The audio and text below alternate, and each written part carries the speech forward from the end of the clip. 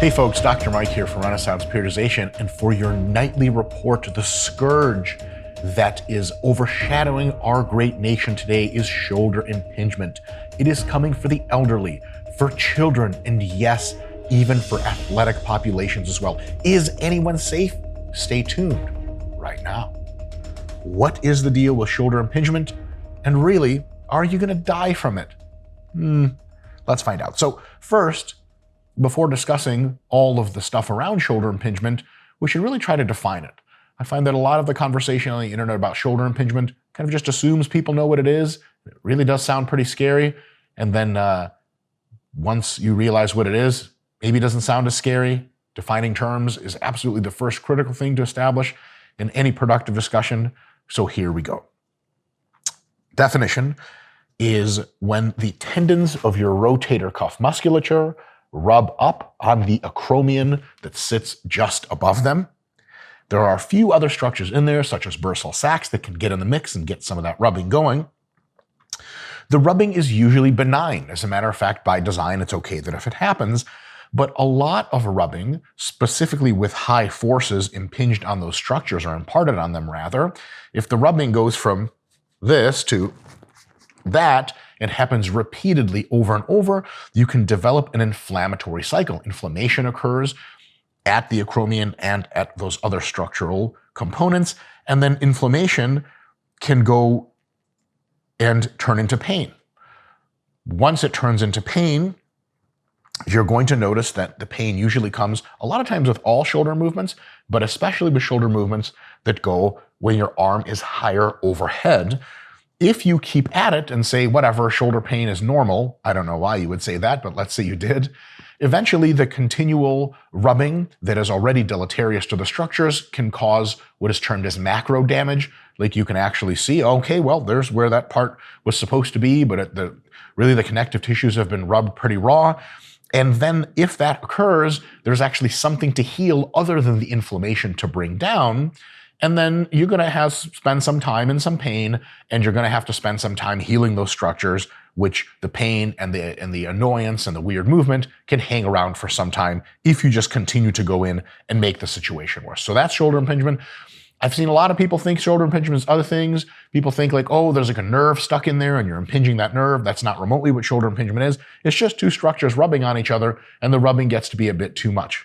You know, like Friday night when you've had a few and you're rubbing, but the next day you're like, ow. And your partner's like, ow. I'm just kidding. You're doing this at home by yourself. All right. So what causes shoulder impingement?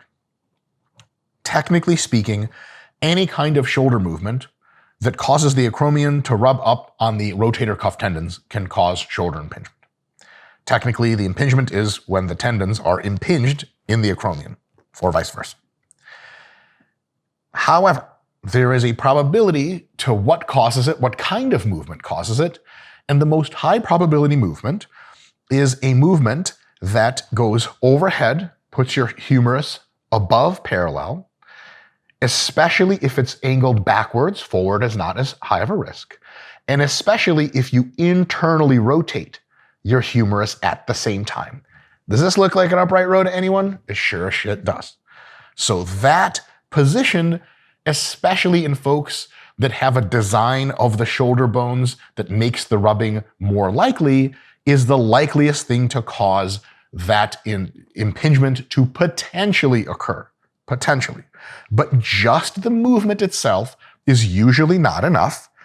Chronic movement over time, multiple times a week, each time it causes discomfort.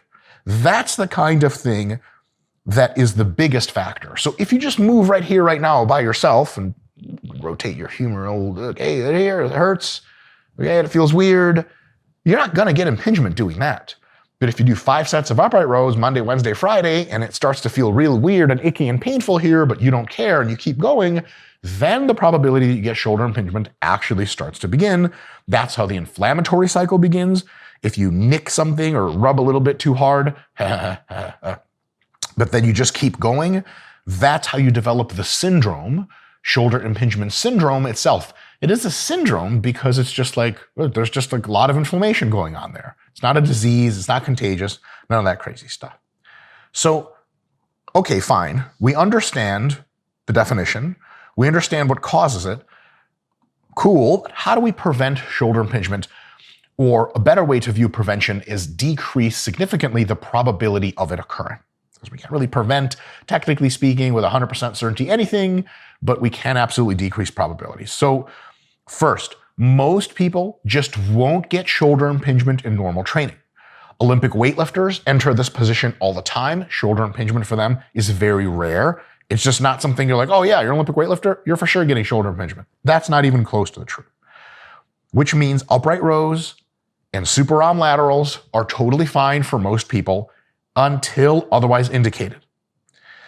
Now, most people who do get shoulder impingement, before they get it, can tell that their shoulder joints are not comfortable during overhead movement. Probably the vast majority of people that get shoulder impingement in the gym setting are folks that cannot discriminate between proper burn style and tension style muscle pain and actual joints rubbing up on each other pain. To be honest, that's like almost everyone who's recreationally into fitness who's been training for the first 6 months or a year. And oftentimes many people even much after that. Like your client who's a 55-year-old woman who started training with you 4 months ago and you train her over the internet, when she's doing upright rows, she kind of expects it to hurt. And if it hurts her shoulder joint, she just might be like, like that. That's what working out is. And it turns out that she should have detected it was her shoulder joint hurting, not the side delt muscle or the trap muscle, and then backed off and made some kind of change. It doesn't sneak up on you in most cases. Shoulder impingement can sneak up on you, but that is highly unlikely. You do not have to be paranoid. You're doing upright rows just to hear, and you're like, man, I hope I don't wake up tomorrow with shoulder impingement. That's very unlikely. But if you're doing upright rows to here, and you're like, ow, my joint, rack, take out your RP training app and go, it felt great. My joints felt great. It programs you 6 sets next week and you just keep crushing it. That's how you're most likely going to get shoulder impingement. Which takes us to our best preventative measures. And I have 4 of them for you today, I think. Yep. First, don't do any exercises that make your shoulder in the joint feel painful or weird. Like if there's some kind of weird clicking and snapping, if it hurts at the same time or it feels like you're grinding joint to joint, stop doing that movement. There are so many ways to train your shoulders. We got lateral raises from every angle, upright rows from every angle, face pulls from every angle, cables, machines. Oh my God, there's like dozens and dozens of shoulder movements. You will almost certainly find 1 or 2 that works well for you. Huge, huge thing. So if you're just doing some kind of upright row that you found out through the internet was really cool, but it's really, really fucking up your joints and you're like, well, it's what it takes to grow, stop doing that. And your risk for shoulder impingement precipitously falls. Next, if you want to try something like upright rows up to the face or super ROM laterals where you go way over your head, these are fundamentally healthy, totally awesome movements that are great for muscular development. But they're putting your shoulder in a loaded situation, in a position where it's not used to, so you should want to ease in. If you're going to do super arm laterals, pick very light weights first and do those for a few sessions or a few weeks until you get the hang of it and there's no weird pain. Then you can go up and load. Or even better, start going up a little bit higher than parallel. Next workout, do the same thing. Confirmed, feels great. Now I'm going up a bit higher. 2 workouts in a row, I go up that high. Everything feels great. Now I go up all the way. And then everything's totally good.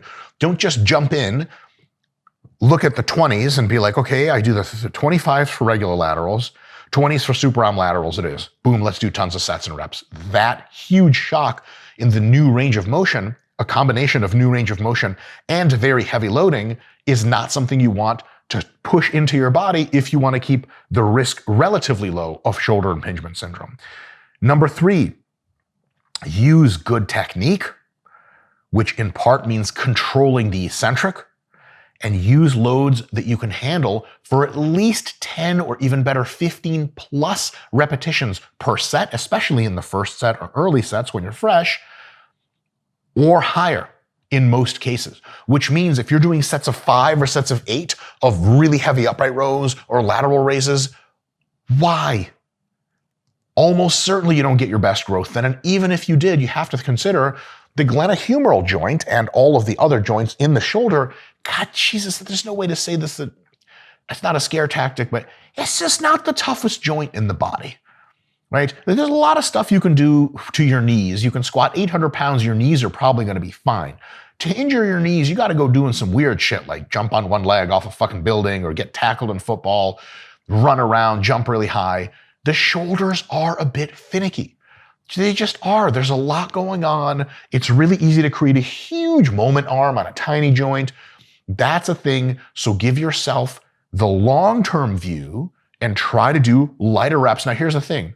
Lighter load sets of 10 plus, 15 plus, 20 plus reps per set will burn your shoulders off of your body. It is probably, in my view, for most people, a better way to go about hypertrophy for the delts than going heavy. And it has that extra unbelievable benefit of really reducing your probability of injury risk. If you're coming up with laterals like this and falling back down and you're scooting them up really hard and falling them back down, stop doing that. Go up under control, pause at the top, and slowly milk that descent. That means all the structures don't move super dynamically, and there's more of a chance they're not going to slide up against each other in a way that you might not like. Yes, it's bad for the ego, but it's great for two things. One is reduced injury risk, which is amazing. That's why you're watching this video, by the way. And two, it actually makes your gains better. It would be one thing if I was like, look, reduce your loads and you won't get as good of gains, but it's worth the injury risk. That could be a valid argument, but we don't even have to make it. This is better for both things. It just costs you two things, really. Ego hit from having to use the 15s instead of the 25s on lateral raises, and two, fucking pain, because high rep shoulders are going to have you like trying to lean on something to get the acid out and be like, help. People are going to try to help you in the gym. They're like, are you okay? Let me get you something. You're like, just call the police. The cops get there. You're still freaking out. You get tased, thrown in jail. That's happened to me after several high rep shoulder workouts. Pay the cost to be the boss. Number 4, if you decide to start putting in movements that go overhead, right, and pull the humerus high in shoulder training, please ease into that movement as far as volume is concerned. Here's what I mean by that. If you program upright rows or high upright rows into your program for the first time in a long time or in forever, do not do 5 sets of upright rows in your first session. That is actually a really good way to get impingement well on its way. You get that inflammatory cycle rolling. 3 sessions later, you'd be diagnosed with impingement syndrome because it took you 3 separate workouts of way too much volume to get there. However, remember, the body is resilient, and if you move in a certain way within its ability to adapt, the next time it gets better at handling stress. So if you're really just trying to do upright rows for the first time ever, pulling them nice and high, start with a set or 2 of them. That's almost certainly not going to give you shoulder impingement syndrome. A couple days later, train shoulders twice a week. You do 2 or 3 sets. A couple days later, everything feels fine. You do 3 or 4. A couple days later, you do 4 or 5, and then boom, you're into that awesome volume zone and you're getting your great growth. The real good way to get shoulder impingement, or increase this probability rather, is to like say, oh, I want to do upright rows and just blast the shit, 5, 6, 7 sets. And then you could wake up the next day and be like, fuck, my shoulder kind of hurts. No shit. You don't ever want to do a ton of anything right off the bat. Easing in is a huge deal. Now, let's say it's late for you. You like the prevention talk that I just gave, but you're like, fuck, man, I already have fucking shoulder impingement. So for me, prevention's off the table. Yeah, for next time, I hear you. What do I do now? How do I get treatment? First of all, I am not a medical doctor, so consider all of this as just friendly advice from someone on the internet. I do have a PhD in sport physiology. That's not on the medical side. That's on the performance enhancement side. However, before we go see doctors, there are things we can do ourselves. For example, first, just backing off the volume and load is a big factor. I've talked to a ton of people who are having shoulder problems, and I'm like, okay, did you back off on the shoulder training? They're like, well, I'm trying to find a workaround, but still smashing it, bro. Okay, you're a fucking idiot. Don't do that. Back away. Your shoulders won't shrivel off your body. Your body's unbelievable at maintaining the gains it's made. It's very good at gaining the gains back if it loses any. Spend a couple of weeks of very little shoulder training, heal up, and then you'll ramp back in no problem. And in 2 months from now, you'll have the biggest shoulders you've ever had. As opposed to in 2 months, still not being able to train them right and causing even more damage over time by going through the impingement and just fucking up more shit. Next, before you ramp back up into real working weights and volumes, make sure that pretty much all of the discomfort is gone.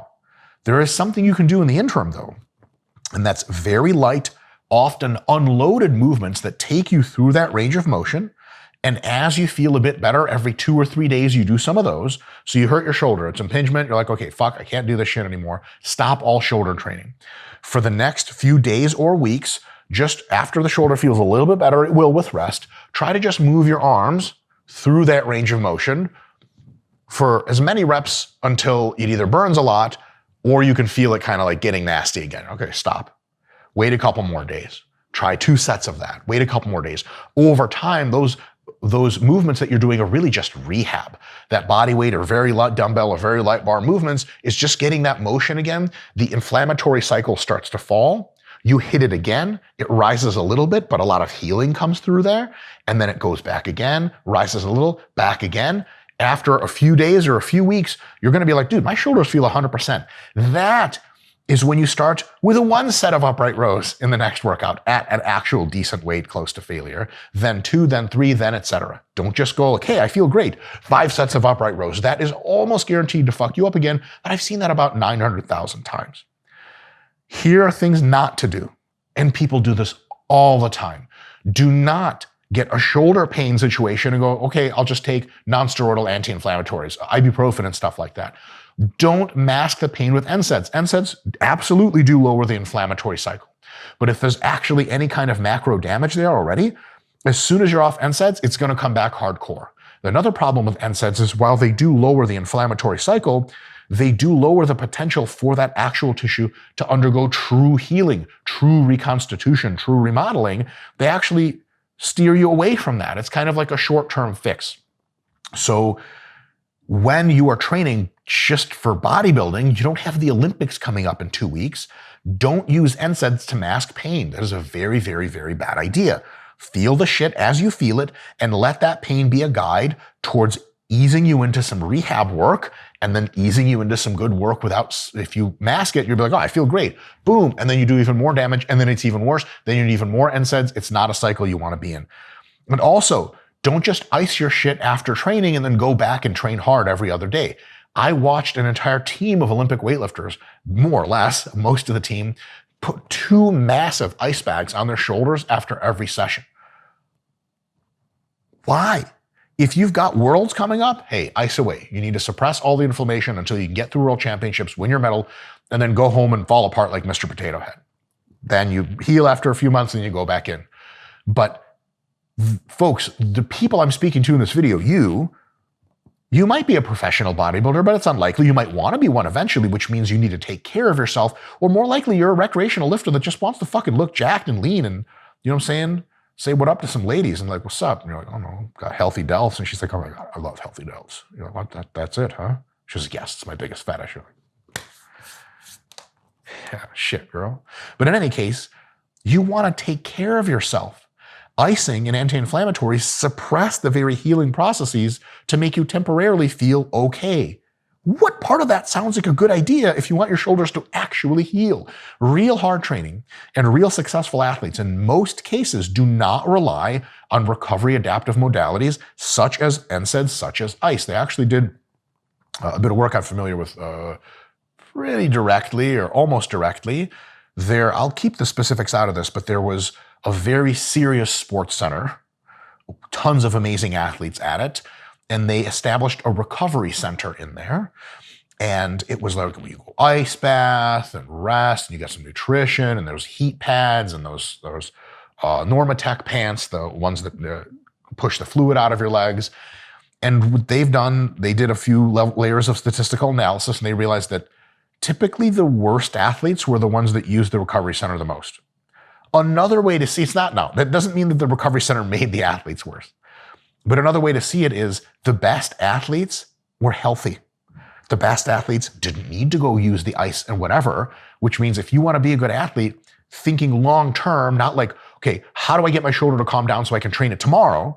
And thinking long-term of how do I get the situation to really heal so that I can ramp back up in a few weeks to get amazing shoulder gains once again, because that healthy, actually healthy, not masked, is what's going to take you all the way. Now, if it doesn't, if you've done all the recommendations here and your shoulder's still bothering you, I would seek a consult with a licensed sports medicine doctor or anyone in the allied health field, either if it's in person or through an internet call, whatever it is, get some actual medical attention. But using these tips, you can help yourself a lot, and you can help end the scourge that is just, quite frankly, destroying our fucking communities. Children used to run in the streets. They used to play, all ages and races. Now what? They're huddled in their homes, afraid of shoulder impingement. I say no more. And if you're with me, hit that like button or some YouTube shit. I'll see you guys next time.